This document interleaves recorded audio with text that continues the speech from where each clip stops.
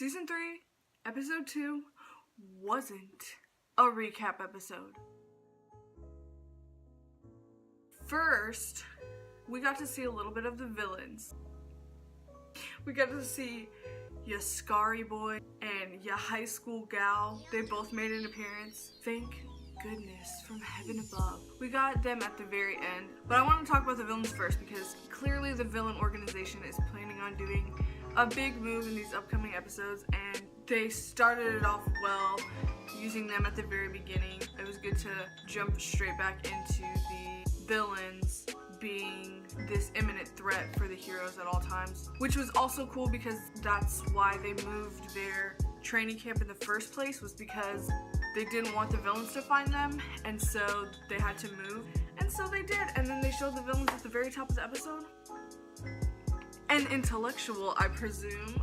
The villains are powerful enough for them to trade their training camp location? Like, I'm here for it. So other than that, we got introduced to Deku said the hero squad of 4. There were 2 of them there that were helping them, which means that there's 2 other ones who we haven't been introduced to yet. It was super cool to see all the students from Class 1A working together to take down these dirt clay monsters that the hero is putting together to fight them. That was so cool to see their teamwork. Oh my gosh. Also, Bakugo had character development. He was hecka working with everyone. Like, when Bakugo, Ida, Todoroki, and Deku all took that first one down together, it was great to reintroduce each character with their quirk by showing it in action, because every one of the heroes got to use their quirk to some extent, which was so good. Oh my goodness. If you forgot how good they were, freaking Sue can pick up an entire freaking creature with her tongue. Her tongue is that strong. We got to see Denki go dumb for a hot minute again. When Denki had his little head hair and he was like in the pool, he was so cute. Oh, Denki, what a boy. And of course, an episode wouldn't be complete without them throwing Mineta in there and being himself. There's a lot of people who were like, Mineta, you need to chill. Like, Kirishima and Ida were both like, please calm down. Like, we don't want that here. We also got introduced to Koda, which is the child of one of the heroes' cousins whose parents both passed away while working as heroes, which is totally opposite from Deku's story, because Deku had grown up idolizing heroes and loving heroes, but for this kid, he grew up without a family because of heroes and the actions of heroes. I think that it means a lot to Deku, that kid, and he wants to like help that kid out. But also Bakugo likes that kid too, because he straight up knocked him in the nuts. So Bakugo was like, that's my boy, me too. That was a very soft moment, and then Todoroki had to ruin it instantly. For those of you wanting to keep up with the ships that sailed a little bit today, this boy was paired with this girl in today's episode, which we all know is the main ship, so no surprise there. Also, we had a Bakugo Kirishima moment. It was brief, but it was there, so I'm gonna include it.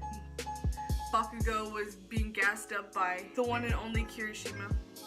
Another thing we got to see at the very end of the episode was how Aizawa knows that as much as they've improved mentally and physically, their quirks themselves are working at around the same power as they were when they had first started 3 months ago. It introduced the next week's episode of them working on strengthening their quirks and finding a way to improve themselves in all possible ways. When Aizawa was talking to one of the pussycats, he was like, we need to speed up the process, they need to be farther along because they're in a crisis mode right now. It's very apparent because they've been attacked by the villains already. They've barely even been going to that school at all. So they're like, we need our students to be performing at max level because that's how they're going to be safe.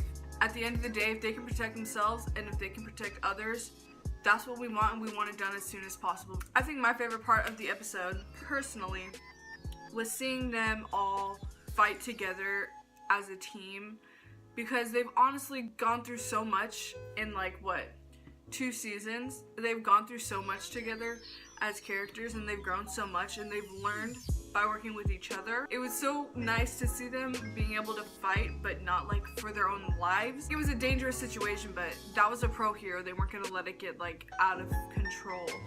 All around, it was a great episode. You can obviously tell that Deku is getting used to his quirk a lot more. He's able to just snap into it. He snapped into it like what? When he was saving Mineta, fighting the thingy, and saving Koda. Thank you for watching this video. Hopefully you enjoyed this episode as much as I enjoyed this episode because it was a cute episode, okay? It was cute. Go ahead and hit that like button. Hit that subscribe button. Thanks for watching. I appreciate you. And all that you're about, all that you mess with. I appreciate all of it. Until next time. Got a Zane! Ooh, that's so cringe. That's so cringe.